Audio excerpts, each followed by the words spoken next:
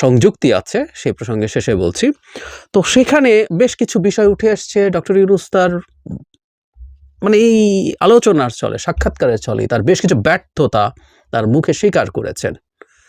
কোনো সমস্যা নেই, আমরা আমাদের রাষ্ট্র ক্ষমতায় যিনি থাকেন তিনি কোনো অতিমানব নন, তিনি কোনো দেবতা নন, তিনি একজন মানুষ, তিনি ভুল করবেন। তবে হ্যাঁ, আমরা যে আলাপটা করছিলাম যে সরকারের অনেক ক্ষেত্রেই তার ভুলভ্রান্তি বা তার আরও বেশি সতর্ক হওয়া বা তার আরও বেশি অ্যাক্টিভ দেখানোর যে টেন্ডেন্সি সেটা বাড়াতে হবে, এবং ডক্টর ইউনূসের জবাবেই আছে যে তারা আসলে যথেষ্ট এফার্ট দিচ্ছেন না বা টাফ হচ্ছেন না।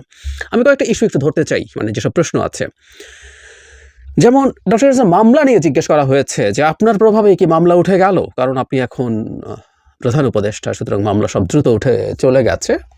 যেভাবে ডক্টর ইউনূস বলেছেন, উইচ ইজ রাইট, যে উনি মামলার সারবত্তা ছিল না, তারপরে ষড়যন্ত্রমূলকভাবে আদালতকে ব্যবহার করে এসব করা হচ্ছিল। ফলে এটা একটা ভালো, যে কোনো সরকার হলেই যেটা তার প্রতি কোনো শত্রুতা দেখাবে না, তাদের হলে এই মামলাগুলো উঠে যেত। কিন্তু এই প্রশ্নটা তাকে করা হয়েছে, কারণ স্বাভাবিকভাবে এরকম প্রশ্ন আসতে পারে, খুব দ্রুত তার মামলাগুলো উঠে গিয়েছিল। ছাত্ররা তাকে চাকরি, ছাত্র প্রচুর করছেন, আরও অনেকে আছেন, সেটা জবাব উনি খুব অনেস্টলি দিয়েছেন। সেটা হলো সত্যিকার অর্থে ছাত্ররাই তার সাথে যোগাযোগ করেছিল, ছাত্ররাই তার এমপ্লয়ার, উনি সত্য কথাটাই বলেছেন। কিন্তু এখানে একটা সমস্যা আছে, সমস্যাটা হচ্ছে এটা বলা যাবে যে ছাত্ররা তাকে এমপ্লয় করেছেন, কিন্তু উনি অনেকগুলো ইন্টারভিউতে, অনেকগুলো স্পিচে বারবার ছাত্ররাই অভ্যুত্থান করেছে, বা উনি বিপ্লব বলতেন, উনি সর্বশেষ ভাষণে বলছেন, এর আগে বিপ্লব বলতেন। এখানে খুব মেজর সমস্যা আছে, এই বিপ্লব শুধু ছাত্ররা করেন। এমনকি যে ছাত্র জনতার বিপ্লব বা অভ্যুত্থান বলা হয়, মানে ছাত্র কথাটাকে আমরা আলাদা করছি জনতার কাছ থেকে, ছাত্ররা জনতা নন এরকম মনে হয়, আলাদা করে তারা একটা আইডেন্টিটি তৈরি করছেন। এটাও আমার কাছে ব্যক্তিগতভাবে ভাল লাগে না, খানিকটা শহীদ বুদ্ধিজীবী দিবসের মতো, তাদের জন্য আলাদা দিবস। যাই হোক, তিনি এই ব্যাপারটা বলেছেন, কিন্তু আমি তার অন্যান্য ক্ষেত্রেও ব্যবহার নিয়ে সন্তুষ্ট নই। তিনি ব্যবহার করেছেন যেখানে প্রয়োজন ছিল না। তাকে উপদেষ্টা কেন নাম, উপদেষ্টা কাকে উপদেশ দেন ইত্যাদি ইত্যাদি, তিনি প্রধান উপদেষ্টা, উনি খুব সরলভাবে বলেছেন, উনি সব নাম টাম খুঁজতে চান না। আমিও মনে করি ইটস নট দ্যাট ইম্পর্টেন্ট, নামে কি আসলো গেল, গোলাপকে যে নামে ডাকাই হোক না কেন সেটা সৌরভ ছাড়া, ব্যাপারটা এরকম।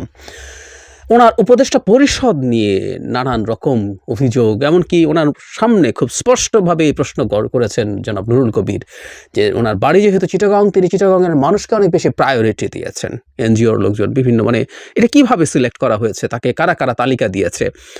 ডক্টর ইউনূস বলছেন তিনি খুব বেশি চিন্তা করে করা হয়নি, তাকে বলা হয়েছে এরা আছেন, তিনি বলছেন এর মধ্যে তিনি যাদেরকে চেনেন তাদেরকে বলেছেন, দিয়ে দিয়েছেন, খুব ভাবে চিন্তা করা হয়নি। এটা সরল স্বীকারোক্তি, কিন্তু এর মধ্যে একটা খুব মেজর ডিসপিউট তৈরি হতে পারে। সেটা হচ্ছে উনি বলছেন যে খুব তাড়াহুড়ো করে এটা করতে হয়েছে, আজই শপথ নিতে হবে বা কালই নিতে হবে, এরকম পরিস্থিতিতে বা প্রেক্ষাপটে। তাহলে আমরা প্রশ্ন করতেই পারি যে খুব তাড়াহুড়োর মধ্যে যে উপদেষ্টা পরিষদ হলো, তারপর তো আসলে খুব অল্প 2-3 জন যুক্ত হলো, বা কাউকে পরিবর্তন করা হলো না। তার মানে কি এই এন্টায়ার উপদেষ্টা পরিষদে কেউ ভুল ছিলেন না?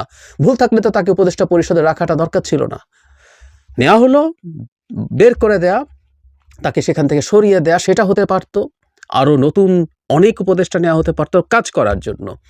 মানে তার মতো সরকার তো কাউকে তার দায়িত্ব থেকে সরিয়ে দেয়, সমস্যার কিছু নাই। শেখ হাসিনা এটা করতে চাইতেন না, কারণ তিনি অমনিপটেন্ট এবং তার ডিসিশনে কোনো ভুল নাই, এই ইমেজ তৈরি করতে চাইতেন বলে যত কিছুই হোক না কেন তার মন্ত্রীরা দায়িত্বে থেকে যেতেন, ক্ষমতায় থেকে যেতেন।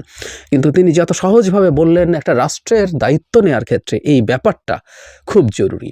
এবং ডক্টর ইউনূসকে যখন নুরুল কবির প্রশ্ন করছেন যে প্রচুর সমালোচনা হচ্ছে, অনেক ব্যর্থতা আছে, প্রবলেম আছে, উনি ওটা স্বীকার করছেন, মানে জানতে চান বারবার যে আপনি এগুলো খেয়াল করেন। আমরা এটা খেয়াল করছি যে তিনি সত্যিই যথেষ্ট খোঁজ খবর রাখেন, যে হ্যাঁ এগুলো হয় তিনি জানেন, কিন্তু সমালোচনায় খুব বেশি মাথা ব্যথা নেই, এবং তাদেরকে ব্লেম করারও তেমন কিছু পান না বলে তিনি বলেন, কারণ বলছে তাদেরও অভিজ্ঞতা নেই, আমারও নাই, আমিও ভুল করছি, সো আমি কিভাবে তাদেরকে দোষ দেব। আবারও বলছি খুব সহজে বলে ফেলা হলো। ডক্টর ইউনূসকে আসলে ওটা ওনার বিনয়, উনি কত বড় মাপের মানুষ তার প্রমাণ দিচ্ছেন, কোনো সন্দেহ নাই, কিন্তু এর মধ্যে আমার দ্বিমতের জায়গা আছে। সেটা হলো তিনি আসলে পারফর্ম করতে হবে, উনি আসলে ওটা খুব বড় শর্ত না প্রধান উপদেষ্টার, আমি মনে করি। উনি এসছেন আমাদের ঐক্যের প্রতীক হিসেবে এবং আমাদের মাথার উপর একটা ছাতার মতো হয়ে। এই ছাতা আমাদের বিপদ আপদ থেকে রক্ষা করবে। কিন্তু যে জায়গায় উনি যথেষ্ট পরিবর্তন করতে পারেন সেটা হচ্ছে উপদেষ্টা পরিষদ। পরিবর্তন করা, ক্যাবিনেট ভাগ করে দেয়া, এরকম অনেক পদক্ষেপ, যিনি পারছেন না তাকে দায়িত্ব থেকে অব্যাহতি দেয়া, এগুলো করতে হবে। সুতরাং উনি পারছেন না, ওনার অভিজ্ঞতা কম, উনিও সব ঠিকঠাক পেরে উঠছেন না। এটা অন্য অক্ষম, অযোগ্য, অদক্ষ, নন পারফর্মিং উপদেষ্টা রাখার যুক্তি হতে পারে না আমি মনে করি। আমার নিজের কোয়ালিটি তো ঠিক নেই, তাদের সমালোচনা কীভাবে করবো? উনি বলছেন আমি সাধ্যমতো চেষ্টা করছি, লেগে গেলে তো হলো ভালো, না হলে আমার কপাল খারাপ। আপনার ইন্টারভিউটা দেখবেন please, please. It's a benchmark. এই বেঞ্চমার্ক কেন আমি শেষে বলবো? আমার বিবেচনা, আপনাদেরও নিশ্চয়ই বিবেচনা থাকবে। রাজনৈতিক দলগুলো সরকারের সাথে সমঝোতা আছে কি না, তিনি বললেন খুব আছে, কোনো সমস্যা দেখেন না। তখন নুরুল কবির তাকে প্রশ্ন করেন যে রাজনৈতিক দলের বাইরে তো ভিন্ন রকম কথা বলছে। তিনি ডক্টর ইউনূস যেটা বোঝাতে চান যে তাদের রেটরিক আছে, তিনি অঙ্গভঙ্গি শব্দটা ব্যবহার করেছেন। নানা অঙ্গভঙ্গি আছে বাইরে রাজনৈতিক দল হিসাবে, তাদের এই অঙ্গভঙ্গিগুলো দেখাতে হয় বলে তিনি মনে করেন। আমি বিশ্বাস করি সরলীকরণের দোষ আছে, প্রবলেমকে ইগনোর করে লাভ নেই। সরকারের সাথে রাজনৈতিক দলের দূরত্বের কথা বলেছে, সরকার তো আসলে খুব বেশি বসে না, এটা সত্য। এই সরকার উচিত ছিল ফর্মালি আরও অনেক বেশি বসা। ইনফর্মালি হয়তো কিছু যোগাযোগ আছে, সেটাও যথেষ্ট আছে বলে মনে হয় না, কারণ পলিটিক্যাল পার্টিগুলো যে ধরনের আচরণ করে বা কথা বলে তাতে মনে হয় ফর্মালি আরও বেশি হওয়া উচিত। এবং সামনে এসে অনেক ভালো বলা ডাজন্ট নেসেসারিলি মিন যে তারা আসলে কনভিন্সড এবং তারা সরকারের সাথে খুবই ভালো ইন্টারাকশন বা র্যাপও অনুভব করে। আমি মনে করি না, এটাও তার একটা ভুল পারসেপশন বলে আমি মনে করি। নিহতদের টাকা পাওয়া নিয়ে বেশ চাপের মুখে ডক্টর ইউনূসকে ফেলেছেন জনাব নুরুল কবির, খুঁটিয়ে খুঁটিয়ে বারবার, আপনি কবে মনে করেন এটা হতে পারে, কেন হলো না, ইত্যাদি ইত্যাদি। তিনি যেটা বলেছেন এটা মূলত বিউরোক্রেসির প্রবলেম, এবং বিউরোক্রেসির প্রবলেমের কারণেই শেষ পর্যন্ত টাকা পৌঁছতে পারছে না, এটা দেরি হয়ে যাচ্ছে। এবং তিনি বিউরোক্রেসিকে দোষও দিতে চান না, উনি মনে করেন তাদেরও কিছু নিয়মকানুন আছে যেটা আমরা হয়তো বুঝি না। আমি এটাকেও খুব সফট বলে মনে করি। এই সফটনেস নিয়ে আসলে আমাদের সবসময় প্রশ্ন আছে, এই প্রশ্ন নুরুল কবিরও করেছেন, আমি আসছি সে কথায় পরে। আমি মনে করি বিউরোক্রেসিকে করতে হবে এবং বিউরোক্রেটিক যেসব প্রসেস আছে সেগুলোকে শর্টেন করে তাদেরকে এটা করতে হবে এবং অ্যাট এনি কস্ট এই টাকা পৌঁছে দিতে হবে।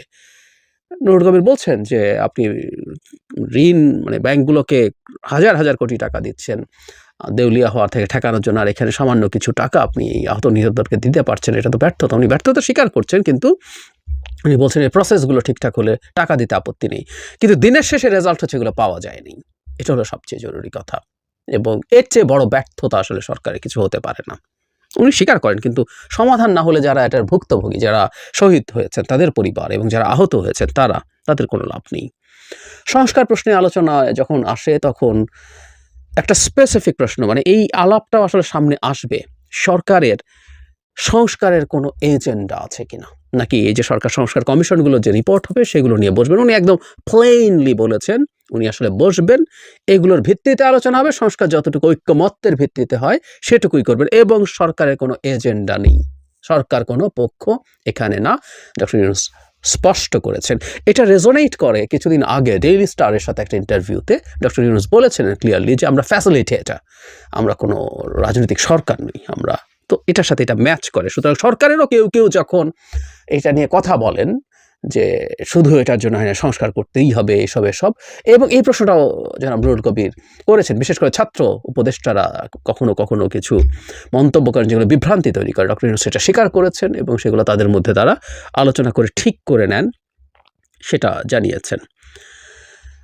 ডক্টর ইউনূস ছাত্রদের সাথে রাজনৈতিক দলের, মানে ছাত্ররা তো দল তৈরি করছে, তখন নির্বাচন প্রশ্নে প্রবলেম হয়, কারণ ছাত্ররা অ্যাপারেন্টলি একটু লম্বা সময় নির্বাচনের জন্য চাইবে, তাদের কনস্টিটিউয়েন্সি ঠিক করা, সংগঠন তৈরি, এগুলো জনাব নুরুল কবির বলছেন, উইচ ইজ রাইট। এবং আমি বহুদিন থেকে বলছি যে সংস্কার এখন নতুন করে বিচার যুক্ত হয়েছে, এগুলোর মূল কারণ হচ্ছে নির্বাচনটাকে পেছানোর চেষ্টা। এই চেষ্টাটা খুব এভিল চেষ্টা, আমি তাও মনে করি না, রাজনীতিতে এগুলো হয়, ওনার বেশি সময় দরকার, এবং উনি ওটা ওভাবে না বললে অন্য কোনো বাহানা দিয়ে বলবেন, এগুলো মোটামুটি কমন প্র্যাকটিস, স্পেশালি আমাদের মতো এই অঞ্চলের রাজনীতিতে।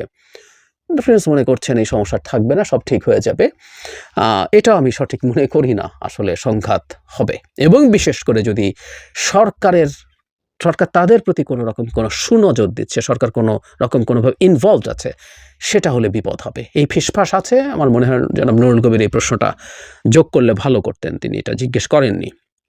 নির্বাচন নিয়ে তিনি খুব চমৎকার দুটো সময় আবার স্টিক করছেন, মানে এই বছরের শেষে অথবা 26-এর মাঝামাঝি। এখানে একটা ইন্টারেস্টিং ব্যাপার আছে।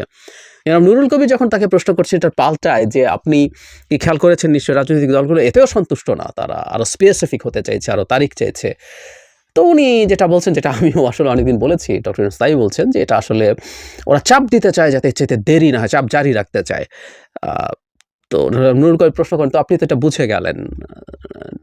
ডক্টর ইউনূস তখন বলছেন, উইচ ইজ ভেরি ইন্টারেস্টিং, সেটা হচ্ছে উনি চান এই চাপটা জারি থাকুক। এই চাপটা জারি থাকলে তাদের মধ্যে কেউ কেউ আছেন যা কেউ ভিন্নভাবে ভাবতে পারেন, তারা যাতে ঠিক থাকেন, এই টাইমের বাইরে যাতে আর না যায়। তার মানে doctor Yunus is very strong about এই ইলেকশনের যে ডেডলাইনটা তিনি বলেছেন, খুব স্ট্রং। এবং উনি এটাও জানেন, এটার অন্তর্নিহিত অর্থ, উনি এটাও জানেন তার সরকারের মধ্যে কেউ কেউ আছে যারা এটা এভাবে ভাবছে না, তাদের ওপরও রাজনৈতিক দলগুলোর চাপ জারি থাকুক যাতে তারা এটা থেকে সরে আসতে না পারেন। পণ্যমূল্য এসব নিয়ে খুবই টাফ প্রশ্ন, দীর্ঘ একটা সময় তাকে চাপের মধ্যে রেখেছেন জনাব নুরুল কবির। ফুলকপির দাম এখানে এত 20 টাকা হয়ে যায়, চাঁদাবাজি হচ্ছে, কোনো রাজনৈতিক দলের কাউকে আরও, মানে রাজনৈতিক দলেরই বিভিন্ন বড় বড় রাজনৈতিক দলের সদস্যরা এগুলো দখল করছে, আপনি কোনো ব্যবস্থা নিচ্ছেন না, গ্রেফতার করছেন না। মানে ডক্টর ইউনূস গ্রেফতার করেছেন কিনা সেটাও জানাতে পারেননি। তারপরে জনাব নুরুল কবির প্রশ্ন করছেন যে দিনের আলোতে, দিন দুপুরে এসব বাস স্টপে পরিবহনে চাঁদাবাজি হচ্ছে, তিনি কিছু করছেন না কেন, আর সরকার কেন চোখে দেখতে পাচ্ছে না, সবাই দেখতে পাচ্ছে। দেখলাম যে বেশ চাপ বোধ করেছেন প্রফেসর ইউনূস, এবং উনি একটা জায়গায় বলছেন সরকারের চোখ হয়তো অত পরিষ্কার না, অসহায়ের মতো। এই অসহায়ত্ব দেখার একটা সৌন্দর্য আছে। তিনি ফালতু কথা, মিথ্যা কথা বলেননি, স্বীকার করেছেন উনি পারছেন না, কিন্তু উনি পারছেন না যেটা আমাদের চর্মচক্ষে আমরা দেখছি প্রতিদিন, বিরাট ব্যর্থতা, যার মাসুল আসলে কোটি কোটি কোটি কোটি অভাবী মানুষ দিচ্ছে। এই ব্যর্থতাগুলো ভয়ঙ্কর, সরকারের কেয়ারফুল থাকা দরকার। এখানেই জনাব নুরুল কবির প্রশ্ন করছেন, আমিও বহু সময় বলেছি, আমরা অনেকেই বলছি, উনি বলছেন রাষ্ট্রের প্রয়োজনে কঠোর হতে হয়, কিন্তু আপনারা সুশীলতার অভিযোগ আছে, কঠোর হচ্ছেন না। আর ডক্টর স্বীকার করেছেন মানুষের মনে যতটুকু কঠোর হওয়া উচিত বলে মনে হয় ততটুকু তারা হতে পারেন নাই, কিন্তু তারা হবেন এরকম একটা ব্যাপার মনে করছেন। ভারত প্রসঙ্গ এসছে, সেসব নিয়ে কথা হয়েছে, তিনি ওই মিডিয়ার আলাপ, মোদি কী করেছেন এগুলো বলেছেন, এবং রাষ্ট্রীয় দিক থেকে তিনি কোনো প্রবলেম ফেস করেন না, এটা উনি বলেছেন।